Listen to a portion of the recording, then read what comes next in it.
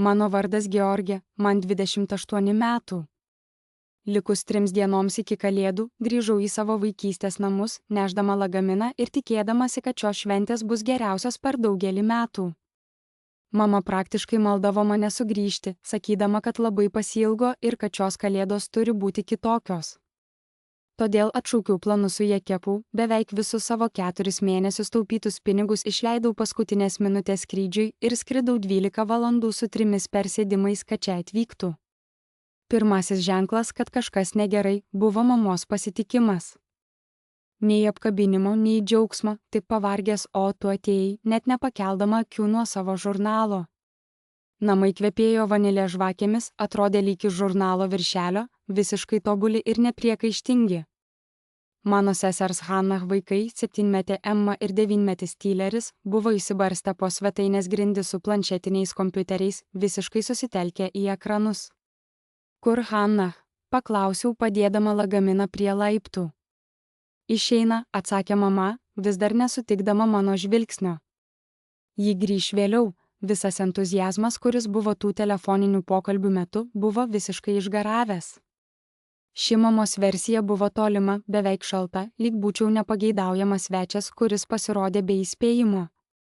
Stengiausi nusikratyti šio jausmo. Gal ji tiesiog pavargusi. Gal per daug galvoju. Svečių kambarys paruoštas, pridūrė ji, pagaliau pažvelgdama į mano pusę. Esu tikra, kad esi išvargusi. Iš tikrųjų buvau pavargusi, bet įsivaizdavau, kad mes sėsime ir kalbėsime, pasakodamos viena kitai apie mėnesių atskirtį. Vietoj to ji grįžo prie žurnalo, o vaikai ignoravo mano bandymus kalbėtis. Namai atrodė taip pat, bet kažkodėl aš buvau ta, kuri čia nebetiko. Ta naktį, gulėdama siaurame svečių lovoje, kurioje esu miegojusi nesuskaičiuojama kartų, žiūrėjau į lubas ir bandžiau įtikinti save, kad rytojus bus kitoks. Galų gale kokia mama kviečia savo dukrą namo Kalėdoms, tik tam, kad ją ignoruotų.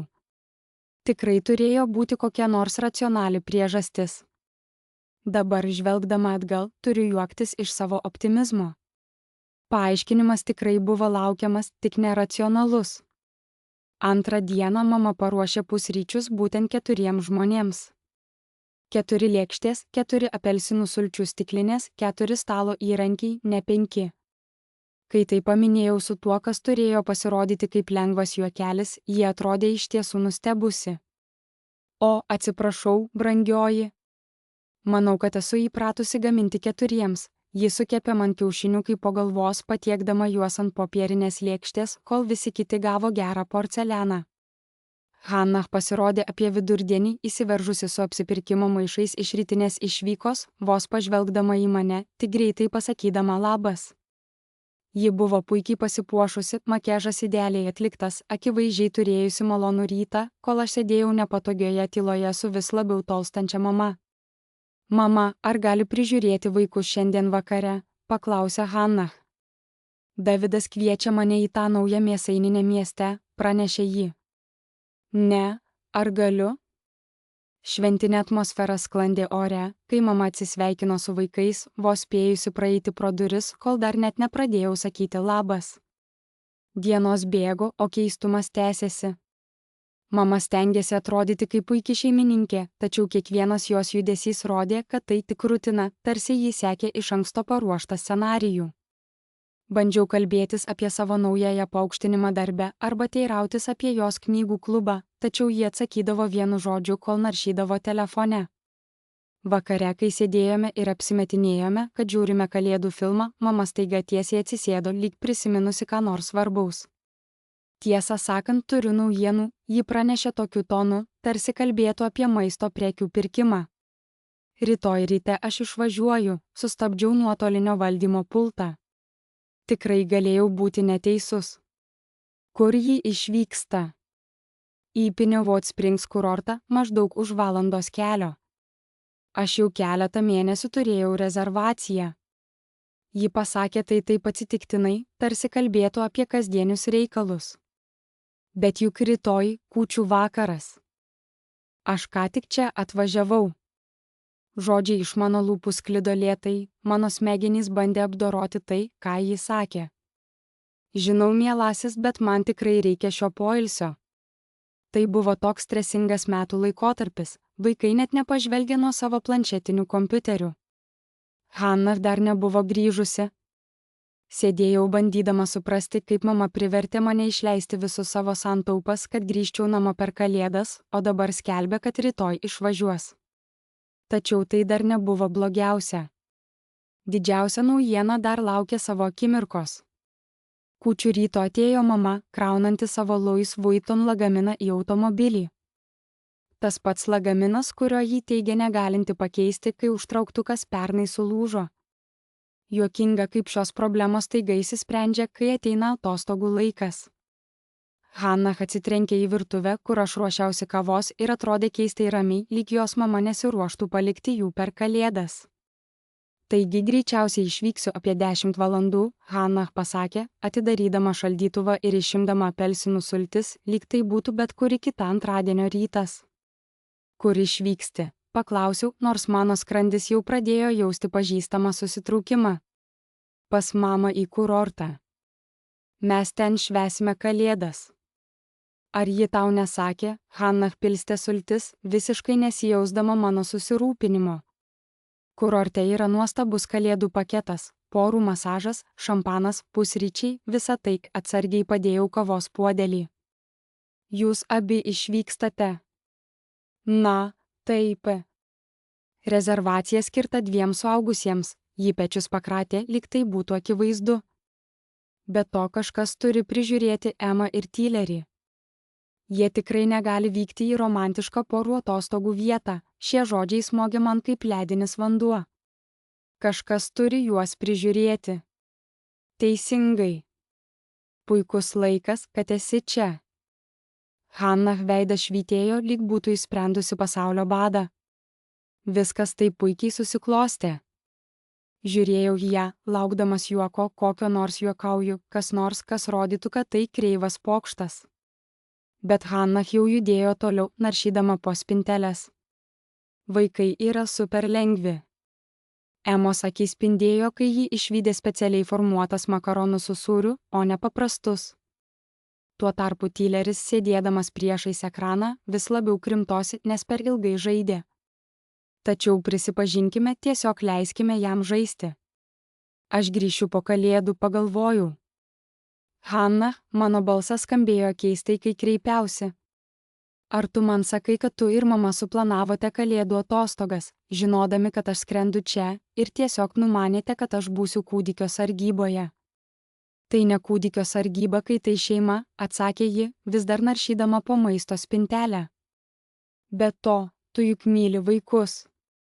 Tuo metu ji apsisuko su Pop-Tart rankoje, šypsojosi taip, lyg būtume dalyjęsi pačia geriausia paslaptimi ir pasakė sakinį, kuris viską pakeitė. Galų gale nemokama kūdikio sargyba per Kalėdas. Jos juokas skambėjo tarsi juokingiausia anekdotas. Aš stovėjau virtuvėje, klausydamasi Hana juokiančios apie mane kaip apie nemokamą darbo jėgą ir kažkas viduje mane apstulbino. Nepykau, nesijaučiau įskaudinta, tiesiog buvau rami. Tarsi stovėčiau uragano akyje, kur viskas aplinkui buvo chaosas, o aš buvau sustabdyta keistame ramybės erdvėje. Nemokama kūdikio sargyba, pakartojau, mano balsas buvo visiškai plokščias. Na, ateik. Hana vis dar šypsojosi, kišdama Pop-Tart į tostą. Tu neturi vaikų, neturi vyro ir jau esi čia. Viskas tobula. Tobula. Teisingai. Visiškai tobula. Tuo metu mama pasirodė duryse, raktai skambėjo jos rankoje kaip kalėdų varpeliai. Aš dabar išeinu. Hana, tu turi mano numerį ekstremalioms situacijoms. George, labai ačiū už tai. Tu esi tikra gelbėtoja, ir taip jos abi elgėsi, lyg tai būtų užbaigtas sandoris. Lyg aš jau būčiau sutiko. Lyg mano sutikimas būtų menka detalė, kurios jos pamiršo paminėti, bet iš tikrųjų tai visai nereikalinga. Aš paskambinsiu šią naktį, kad paklaustume, kaip sekasi vaikams, pridūrė mama, jau pusę kelio pro duris. Skubios pagalbos numeriai yra ant šaldytuvo, durys susidarė su švelniu spragtelėjimu. Hannah Poptartas pašoko su džiaugsmingu dingimu. Emma ir Tyleris toliau žiūrėjo animacinius filmus svetainėje, visiškai nesuvokdami, kad jų mama ir močiutė ką tik suorganizavo, kai pradėjau suvokti sudėtingą apgaulę. Tuo momentu pastebėjau ant stalo išbarstytus popierius, kur mama buvo palikusi savo rankinę, paskubomis palikdama ją, kad galėtų pradėti savo pelnytą atostogų laiką. Patvirtinimo L laiškai. Detalizuota kelionės programa, kurią obsesyvūs planuotojai spausdina, žymi ir reorganizuoja 17 kartų. Mano rankos buvo ramios, kai paėmiau pirmąjį puslapį. Pinewood Springs kurortas ir SPA, premium tipo liukso numerio rezervacija gruodžio 24-26 dienomis. Bendra kaina $1247. Tęsdama skaityti, radau Hannah skrydžio patvirtinimą. Gruodžio 23 dieną vieno bilieto kaina iš mūsų vietinio oro uosto į mažą regioninį oro uostą šalia kurorto $340. Dar daugiau popierių. Davido skrydžio informacija. Pasirodo, Hannah buvęs vyras susitiks su jais ten, grįždamas iš verslo kelionės. Spėja paketas 2 žmonėms. Vakarienės rezervacijos restorane, kuriame reikia rezervuoti 3 savaitės iš anksto. Tai nebuvo spontaniška. Tai buvo kariuomenės lygio planavimas, vykęs jau kelias savaites, gal net mėnesius. Kiekviena smulkmena buvo apgalvota, kiekviena išlaida įskaičiuota ir sumokėta, kol jie skambinėjo man, desperatiškai prašydami grįžti namo kalėdoms. Rezervacijų datos viską padarė akivaizdu, vėlyvo spalio užsakymai vos 2 savaitės prieš tai, kai mama pradėjo savo emocinę kampaniją, kad mane grąžintų namo. Tada mane užklupo tiesa, lyg traukinys, aš nebuvau kviečiamas namo kalėdoms. Aš buvau verbuojamas.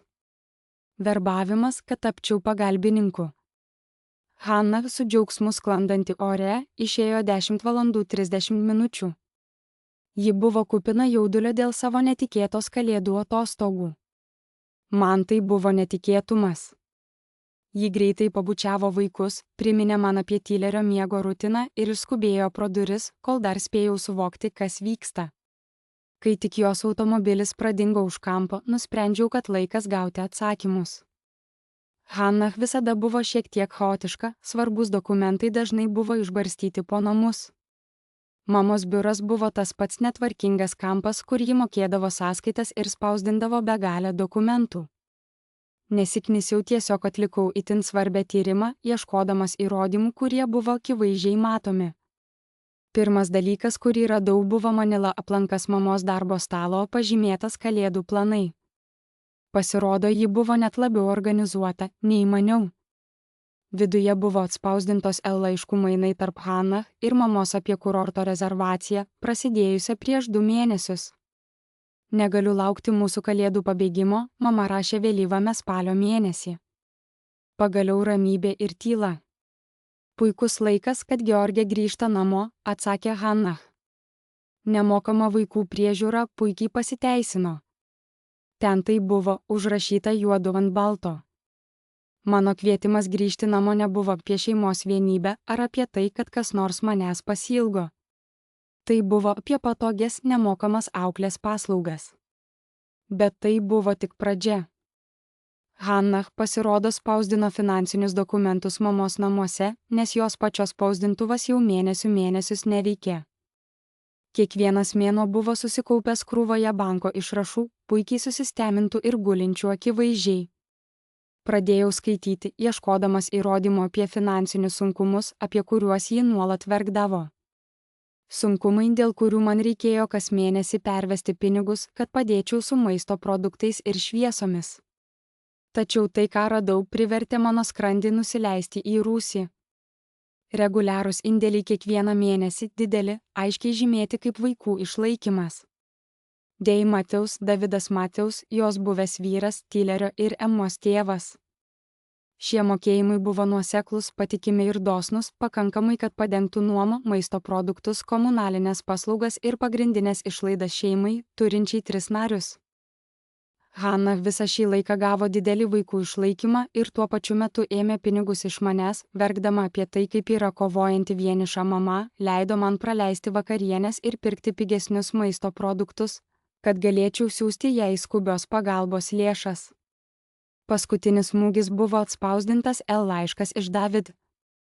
Prieš 3 savaitės mama gavo kalėdinę išmoką, kaip ir buvome aptarę, o papildomai į ją buvo įtraukta ir pinigų vaikų dovanoms. Ji turėjo pinigų. Visada turėjo. Jos vaidmuo vargstančios vienišos motinos buvo tik pasirodymas, sukurtas tam, kad įspaustų iš manęs papildomų lėšų, kol ji ir Hannah planavo savo slapčią kalėdinę atostogą. Sėdėjau mamos darbo kėdėje, žvelgdamas į dokumentus įsibarščiusius po stalą. Viskas galiausiai tapo baisiai aišku. Likusią dienos dalį praleidau mamos kabinete, nagrinėdamas daugiau dokumentų, kurie buvo išmėtyti po jos darbo erdvę. Jei Hannah ir buvo chaotiška su finansiniais popieriais, mama buvo beveik dokumentavusi visą savo gyvenimą ant popieriaus. Byloje, stalčių lentynose ir tvarkingai suorganizuotose aplankaluose skleidėsi visai kitokia istorija. Jos banko išrašai buvo tvarkingai sudėti aplanke, pažymėtame mėnesinės finansai. Akivaizdu, kad ji viską spausdino savo įrašams. Reguliarios įmokos, ne tik pensija, dėl kurios ji visada skundėsi, kad vos padengė išlaidas. Didelė gyvybės draudimo išmoka po tėvo mirties prieš 2 metus, kurios ji niekada neminėjo mūsų pokalbiuose apie finansinius sunkumus. Investicinių sąskaitų santraukos, kurių egzistavimų net nežinojau. Pajamų iš tėvo senos nuomojamos namo ataskaitos. To paties namo, kurį jis sakė priversta parduoti dėl didžiulio finansinio spaudimo. Siužeto posūkis, ji nieko nepardavė. Nuomos pajamos vien iš šio namo padengė didžiąją dalį jos mėnesinių išlaidų. Tada atėjo kredito kortelių išrašai kruopščiai suorganizuoti pagal mėnesius. Poilsio viešbučiai visus metus, SPI procedūros, savaitgalio kelionė su jos knygų klubo draugėmis, prabangus apsipirkimai brangiose parduotuvėse. Viskas buvo apmokėta tą pačią kortelę, kurią jis skundėsi, kad skęsta minimaliuose mokėjimuose. Taip, aš jam siuntinėdavau pinigus, kad ji galėtų išgyventi. Paskutinis akcentas buvo spausdintas laiškas iš jos finansinio patarėjo, datuotas lygiai prieš savaitę, kuris ryškiai gulėjo ant jo stalo, įprasta portfelio apžvalga, rodantis sveikus investicijų grąžos rodiklius ir tai, ką patarėjas linksmai apibūdino kaip labai patogią pensininkų padėtį. Frazių finansiškai saugus buvo net 3 kartus viename pastraipoje. Drebėdama rankomis suskaičiavau. Mamos pensija plus tėvo gyvybės draudimo pinigai plus nuomos pajamos plus investicijų grąža. Ji dabar uždirbo daugiau pinigų kaip našlė, nei kada nors uždirbo, kai tėvas buvo gyvas ir dirbo. Pridėjus Hannah patikimą vaiko išlaikymą, abi jos gyveno visiškai patogiai, kol sukdama sudėtingas finansinės sunkumų istorijas. Per 3 tvirtus metus aš siuntinėjau joms po $800 kiekvieną mėnesį. Pinigai, kuriuos susikaupiau valgydamas makaronus vakarieniai, praleisdamas socialinius renginius, nes negalėjau jų sau leisti, ir dirbdamas laisvai savaitgaliais, kai turėjau ilsėtis. Kalėdų išvakarėse ankstyvą rytą kaip niekada anksčiau pabudau 5 ir jaučiausi aiškiai ir ryškiai, lyg po ilgų metų finaliai suradę savo kelią. Miegodami ramiai viršuje, Emma ir Tiller buvo nesuvokiamai toli nuo mano mintise besisukančių įvykių. Aš sėdėjau virtuvės stalo gale, aplink save įsklaidžiusi visus įrodymus, banko išrašus, atspausdintus laiškus, viešbučio patvirtinimus ir finansų patarėjo raštus. Viską sudėjau į tvarkingas krūveles, lyg rengdama teisinę bylą, o priešais mane garavo šviežiai užplikyta kava. Laukiau tinkamo momento. Pirmoji į virtuvę atėjo Hannah, jau apsirengusi ir spinduliuojanti džiaugsmu dėl savo dienos praleistos SP'je. Iš šaldytuvo ji paėmė jogurtą ir pradėjo kalbėti apie porų masažo paketą, kurį buvo suplanavusi. David parašė, kad jau yra kurorte, džiaugsmingai sakė ji, beveik šokdama. Oras turėtų būti puikus lauko karštose voniose. Skamba nuostabiai, ramiai atsakiau, stumtelėdama pirmąjį banko išrašą per stalą. Beveik taip pat nuostabiai, kaip ir šie reguliariai gaunami alimentai, kuriuos tu gauni. Hana šaukštas sustojo tiesiai prieš jos lūpas. Ji žiūrėjo į popierius, o jos veidas greitai keitėsi nuo sumišimo iki pripažinimo, o galiausiai panikos. George, aš galiu paaiškinti. Prašau paaiškink, atsakiau padėdama šalia dar vieną išrašą. Paaiškink, kaip tu gauni daugiau nei $2000 mėnesinių alimentų, kol sakė, kad vos gali sau leisti maisto produktus. Tuo pačiu momentu į kambarį įžengė mama, tempdama savo lagaminą ir tikrindama skrydžių atnaujinimus. Ji pažvelgė į popierius ant stalo ir sustingo.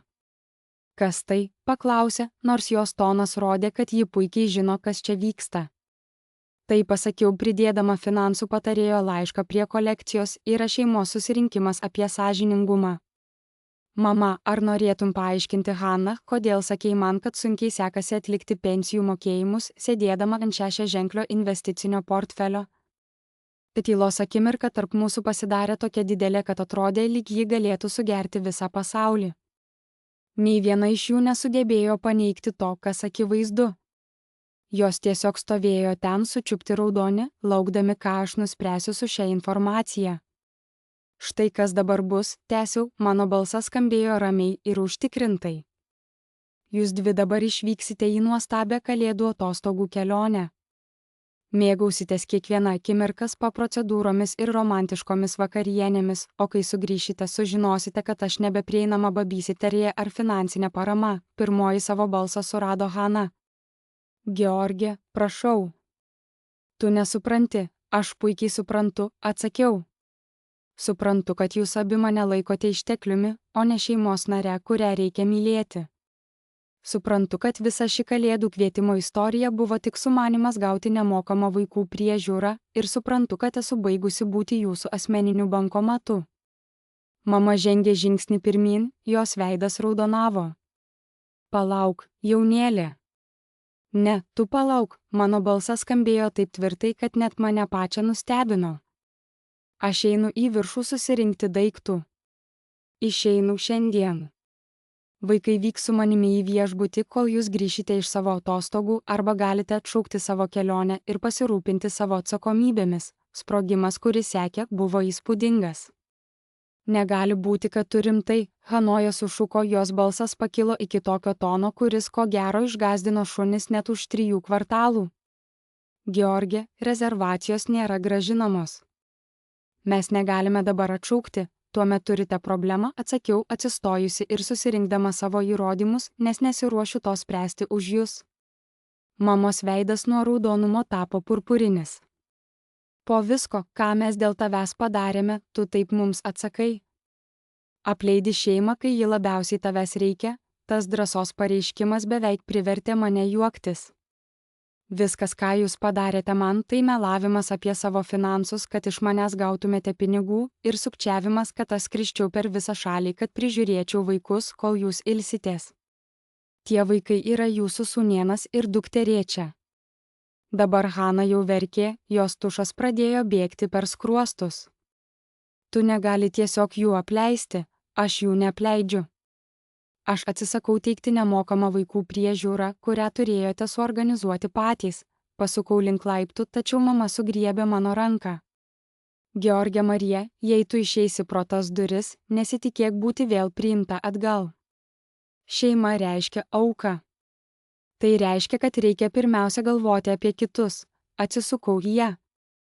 Ši moteris, kuri užaugino mane tikėdama, kad mano vertė matuojama pagal tai, kiek galiu atiduoti kitų patogumui. Tu teisi, kad šeima reiškia auką.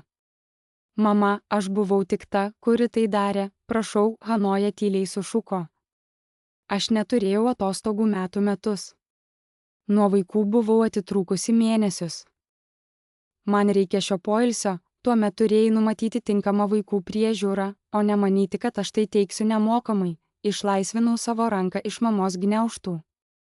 Einu į viršų susirinkti daiktų. Turite 15 minučių apsispręsti, ar atšauksite kelionę, ar rasite alternatyvius sprendimus savo vaikams. Šauksmai sekė mane iki laiptų viršaus. Hana išgyveno tai, kas galėjo būti apibūdinta kaip visiškas emocinis sprogimas. Ji raudojo dėl sugriuvusių planų ir iššvaistytų pinigų.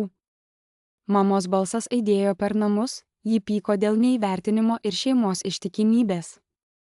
Tuo metu girdėjau, kaip Emma ir Tylerio miegamojo durys atsidaro, kai vaikai pabudo nuo chaoso. Greitai susikroviau daiktus, metant drabužius į lagaminą taip efektyviai, lyg jau būčiau priėmusi negrįžtamą sprendimą. Mano telefonas vibruoja, tai skambutis iš oro linijų programėlės. Už papildomų $600 galėčiau skristi jau tą vakarą, o ne po kalėdų. $600. Prieš 3 savaitės tai būtų buvęs didžiulis smūgis. Dabar, žinodama, kur iš tikrųjų ėjo mano mėnesinės įmokos, tai atrodė kaip laisvės pirkimas. Aš užsakiau skrydį. Kuo toliau, tuo labiau ginčas virto desperatišku derėjimusi. Girdėjau, kaip Hana skambina Davidui, bandydama paaiškinti, kodėl jų romantiškas kalėdų pabėgimas griūva tiesioginė prasme. Grįžusi su lagaminu, pamačiau, kad abi moterys žiūri į mane su identiškomis beviltiškomis veido išraiškomis. Mamos balsas skambėjo, tarsi ji suteiktų man didžiulį malonumą, kai pranešė, kad ponia Peterson iš kaimynystės sutiko prižiūrėti vaikus šiandien. O ką daryti šiandien vakare? Rytoj. Poryt. Paklausiau. Tai ne vienos dienos kelionė. Išgirdau dar daugiau skambučių, ašarų ir kaltinimų, kad esu savanaudė. Tačiau, kaip paaiškėjo, ponia Peterson nebuvo prieinama ilgalaikiam susitarimui, o vietinės auklės paslaugos buvo užimtos šventėms. Aš būsiu oro uoste per 2 valandas, tariau, eidama link durų. Sėkmės ieškant vaikų priežiūros. Girdėjau, kad tai brangu, kai iš tikrųjų reikia už tai mokėti. Tu negali išeiti. Hana blokavo duris, jos veidas buvo išteptas ašarų ir nevilties. George, prašau. Ką man pasakyti Davidui? Ką man pasakyti kurortui? Pasakyk jiems tiesą, atsakiau, apėjusi ją. Pasakyk, kad tavo nemokama auklė atsisakė. Štai tada mama ištraukė savo galutinį argumentą, tą, kurį buvo pasilikusi didžiausiam poveikiui. Jei išeisi pro šias duris, nebesu mano dukra. Aš rimtai, George. Šiai šeimai nereikia tokio savanaudžio ir kerštingo žmogaus, sustojau laikydama durų rankeną. Akimirką senoji George pagalvojo, ar atsitraukti, atsiprašyti, likti ir spręsti kitų problemas kaip visada. Bet tada pažvelgiau į jas abi. Tikrai pažvelgiau. Hana, kuri 9 metus nedirbo, bet kažkaip nusipelnęs paatostogų, finansuojamų mano maisto pinigais. Mama, turinti daugiau pinigų nei aš, bet leidžianti man stresuoti dėl nuomos, kol pati planavo savaitgalio išvyką su draugėmis. Tu visiškai teisė, tyliai pasakiau. Šiai šeimai nereikia tokio žmogaus kaip aš. Tokios, kuri klausia klausimų, kuri tikisi sąžiningumo, kuri turi ribas. Jums reikia kažko, kas tiesiog siųstų pinigus ir nekeltų klausimų. Atidariau duris, jaučiau, kaip žiemos oras įsiveržė į patalpą. Laimiai, jums nebereikia jaudintis dėl manęs. Riksmai sekė mane iki nuomojamo automobilio. Grasinimai, kaltinimų žaidimai, beviltiški pažadai, kad viskas pasikeis, jei tik liksiu. Buvo akimirkų, kai norėjau išgirsti, ką sako pasaulis aplink mane, bet šiandien aš buvau pasiryžusi nutraukti tuos beprasmius pokalbius. Kiekviena frazė, kurią girdėjau, tapo man nebeįdomi ir pagaliau supratau, kad žodžiai negali nieko pakeisti. Keliavimas į oro uostą turėjo būti sunki kelionė, tačiau su kiekviena mylia, tolstant nuo namų, mano širdis tapo lengvesnė. Kai pasiekiau greitkelį, jau šypsojausi. Iš oro uosto vartų paskambinau Džekui. Planas pasikeitė, pasakiau, kai jis pakėlė telefoną. Grįžtu namo anksčiau. Nori pasidžiaugti kūčių vakarienę, kas nutiko tavo šeimos šventei, dėl kurios buvai tokia entuziastinga, paklausė jis. Pasirodo, mano šeima turėjo kitų planų man nei aš jiems. Stebėjau, kaip mano vartų numeris pasirodo atvykimo lentoje ir jaučiausi turinti geresnių planų. Aš nupirksiu vyno, Džekas atsakė iš karto. Emma ir Sara jau rašė, kad tavęs trūksta. Tuo metu mano akys prisipildė ašarų, tačiau tai buvo ne liūdesio ašaros, o palengvėjimo. Buvo žmonių, kurie norėjo mano draugijos, o ne mano paslaugų. Žmonių, kurie pasiilgo manęs, kai buvau toli, o ne mano pinigų perlaidų. Skrydis namo tapo ramiausiais 4 valandomis, kokias esu patyrusi per pastaruosius metus. Jokių pranešimų telefone apie pinigų prašymus. Jokių kalties jausmų, kad nedarau pakankamai dėl kitų. Tiesiog aš, gera knyga ir žinojimas, kad pagaliau pasirinkau save. Nuskraidinta 10 valandų. Kūčių vakarą radau Džeką laukiantį su gėlių puokšte ir didžiausia šypsena. Sveika sugrįžusi namo, pasakė jis. Ir pirmą kartą suaugusio gyvenimo metu namai nebuvo vieta, kur kažkam turėjau ką nors skolinga. Tai buvo vieta, kur buvau tiesiog laukiama. Kūčių rytą su Džeku, Emma ir Sara buvo viskas, apie ką svajojau, kai galvojau apie tikrąją šventę. Mes keitėmės apgalvotais dovanomis, kartu gaminome maistą, juokėmės iki skausmo ir niekas nesitikėjo, kad siųsiu pinigų ar prižiūrėsiu kieno nors vaikus nemokamai. Sara buvo iškepusi savo žymiuosius cinamoninius ritinėlius. Emma atnešė šampano mimozoms. Džekas visus mus nustebino 80-ųjų metų siaubingų kalėdų dainų grojaraščiu, kuris priverčia mus šokti virtuvėje kaip kvailiams. Taip turėtų jaustis kalėdos, paklausiau sėdėdama prie Džeko stalo, prisipildžiusi ir laiminga. Tu nori pasakyti, kad tai neturėtų jaustis kaip neatlygintinas darbas? Emma paklausė labai tinkamu momentu ir mes visi vėl pratrūkome juoktis. Dienos metu mano telefonas kartais vibravo. Žinutės iš Hano, prasidėjusios nuo pykčio iki maldavimo, vėl pykčio. Kelios praleistos mamos skambučiai. Ištryniau visus jų neperžiūrėjusi, ką jos rašo. Koks bebūtų jų krizės lygis, tai nebuvo mano skubos reikalas spręsti. Tačiau tikrieji mano sprendimo padariniai pasirodė tik po kelių mėnesių, kai pinigai, kuriuos kas mėnesį siųsdavau, tiesiog nustojo tekėti. Sausis, kai pasirodė, buvo tas mėnuo, kai realybė smogė Hanai stipriausiai. Be mano mėnesinio indėlio, jis suprato, kad Deivido išlaikymas, nors ir reikšmingas, iš tikrųjų padengė tik tikras išlaidas susijusias su 2 vaikų auginimu, maistu, drabužiais, mokykliniais reikmenimis, medicininėmis išlaidomis ir užsiėmimais. Viskas susikaupė iki lygiai to, ką jis jau teikė. Hana, 9 metus gyvenusi savo išsvajotą gyvenimo būdą, pagaliau susidūrė su neatsiejamais faktais. Be papildomų pajamų, jos svajonės greitai ėmė tirpti. Vasario mėnesį, kai finansiniai rūpesčiai tapo neišvengiami, jos telefonas skambėjo vis dažniau. Skambučiai, kurių ji neatsakė, ir desperatiški balso pranešimai, kuriuos ji ištrynė, tapo kasdienybė. Pasak Rachel, Hana bandė gauti kredito kortelę skubiems atvejams, tačiau nesugebėjo to padaryti, neturėjo nei darbo patirties, nei nepriklausomų pajamų. Kovo mėnesį po ilgų vidinių kovų, Hana pagaliau pripažino savo nesėkmę ir pradėjo ieškoti darbo. Sužinojau tai iš savo pusbrolio Rachel, kuris paskambino ir paklausė, ar žinau, kodėl Hana staiga pradėjo teikti paraiškas mažmeninės prekybos darbams, neturėdama patirties ir 9 metų pertrauko savo gyvenimo aprašyme. Ji išgyveno sunkius laikus, pasakojo Rachel.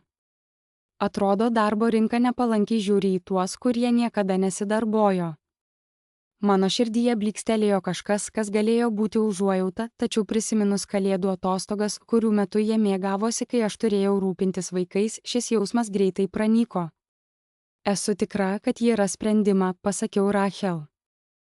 Hana visada buvo išradinga, kai to reikėjo. Tačiau toliau nesakiau, kad per tuos 9 metus Hana išradingai manipuliavo mano pinigais, o ne uždirbo pati.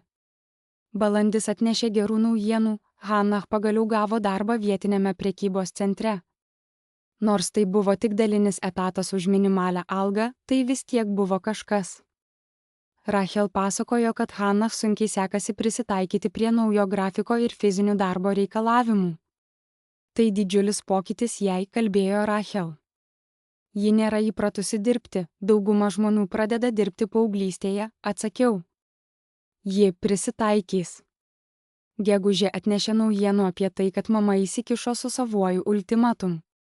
Iš Rachel skambučio sužinojau, kaip mano nebuvimas paveikė jų kruopščiai sukonstruotą sistemą. George, nežinau, kas nutiko, bet dinamika ten visiškai pasikeitė, sakė Rachel. Tavo mama atrodo pasakė Hannah, kad jei ji ir vaikai nori toliau gyventi ten, Hannah turi uždirbti savo pragyvenimui. Be mano mėnesinių finansinių įnašų, mama nusprendė, kad nenori neribotai remti kitos suaugusios moters. Jos nustatytos sąlygos buvo aiškios ir neginčytinos. Hannah galėjo likti namuose su Emma ir Tyleriu, bet turėjo pasirūpinti visais namų ruošos darbais, apsipirkimu, maisto gaminimu ir bendrąją priežiūrą. Be to, ji turėjo kas mėnesį skirti $200 už komunalinės paslaugas ir maisto produktus, kurie turėjo būti iš jos naujojo prekybos centro darbo. Tai lyg stebėti visiškai naują šeimos dinamiką, tęsė Rachel. Hannah dirba tame prekybos centre, grįžta namo įsekusi, o tada turi tvarkyti namus ir gaminti vakarienę, kol tavo mama sėdi savo fotelyje ir žiūri savo laidas. Šios ironijos nesugebėjau nepastebėti. Mama ilgus metus stengiasi man įteigti, kad šeima reiškia auką, jog turėčiau pirmiausia galvoti apie kitus, kad mano finansinė parama buvo būtina visų išgyvenimui. Dabar ji taikė tuos pačius principus Hannai, tik be mėnesinių kaltės kelionių ir emocinio manipuliavimo, kurį naudojo man. Kaip Hannah su tuo susidoroja, paklausiau, nors gerai spėjau. Ne itin gerai. Ji nuolat sako, kad tai neteisinga, kad nėra įpratusi taip sunkiai dirbti, kad niekada nesutiko su tuo. Tačiau tavo mama tik sako, kad būtent tai ir reiškia būti suaugusiu. Tas pačias pamokas mama būtų galėjusi suteikti Hannai prieš daug metų, o neleisti jai gyventi kaip išlaikomai moteriai, kol aš, to nesuvokdamas, finansavau šią situaciją. Vaikai vis dėlto buvo gerai. O gal net geriau nei anksčiau. Hannah dabar dažniau būdavo namuose, labiau įsitraukusi į jų kasdienybę. Ji turėjo būti, negalėjo, tiesiog dingo apsipirkinėjimo kelionėse ar socialiniuose pietuose. Iki birželio sužinojau iš šeimos šaltinių, kad Hannah dirba pilnu etatu ir gavo nedidelį paaukštinimą.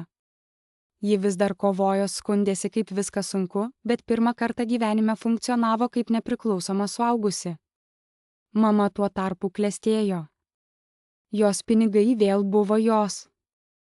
Ji prisijungė prie senjorų kelionių grupės ir nuo pavasario jau buvo išvykusi į 3 savaitgalio keliones. Jokių finansinių rūpesčių, jokių kaltės jausmų dėl to, kad paliko Hannah ir vaikus. Jokių apsimetinėjimų, kad viskas sunku. Ji niekada nereikėjo mano pinigų.